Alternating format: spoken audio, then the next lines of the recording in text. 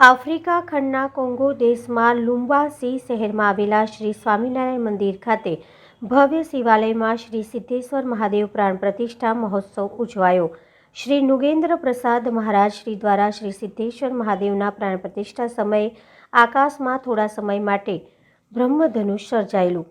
પરમ પૂજ્ય 1008 શ્રી આચાર્ય શ્રી અજેન્દ્ર પ્રસાદજી મહારાજની આજ્ઞાથી ગઢપુરના ગોસ્વામી ઘનશ્યામ વલ્લભદાસજીના સંપૂર્ણ માર્ગદર્શન હેઠળ શ્રી ઘનશ્યામભાઈ જોબનપુત્રા પરિવારના મુખ્ય યજમાન પદે શ્રી શિવાલયનું નિર્માણ થયું છે, જ્યાં તારીખ 11/2/2024થી 12/2/2024ના વડતાલ ગાદીના ભાવિ આચાર્ય 108 શ્રી નુગેન્દ્ર પ્રસાદજી મહારાજ શ્રી દ્વારા શ્રી સિદ્ધેશ્વર મહાદેવના પ્રાણ પ્રતિષ્ઠા સમયે આકાશમાં થોડા સમય માટે બ્રહ્મધનુષ સર્જાયું છે, જે જ્વલે સર્જાય છે પણ વર્તુળકાર છે। મેઘધનુષ પા ભાગનું હોય છે, ઇન્દ્રધનુષ અડધા ભાગનું હોય છે। આવા દ્રશ્ય ભાગ્યે જ થાય છે, જે વિડીયોમાં સ્પષ્ટ દેખાય છે।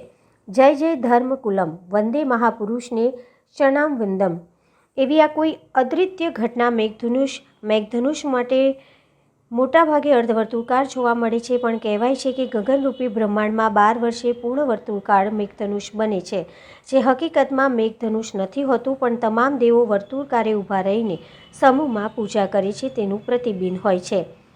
આવા કેટલા રહસ્યો મેઘધનુષના 7 રંગ પાછળ છુપાયેલા છે। આવી જ અદ્વિતીય ઘટના ઘટી છે। બધા આ ના સમજી શકે। શ્રી દલપતભાઈ બારિયાનો લેખ સીધો રહી સિદ્ધાંત સાચો, સિદ્ધિ સરળ છે સત્વરે।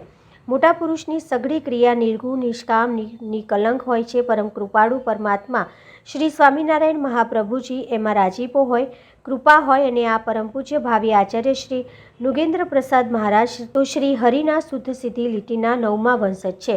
આફ્રિકાની વિદેશની ધરા પર મહાદેવની પ્રતિમામાં મહાશ્ચર્ય ચમત્કાર સર્જે છે।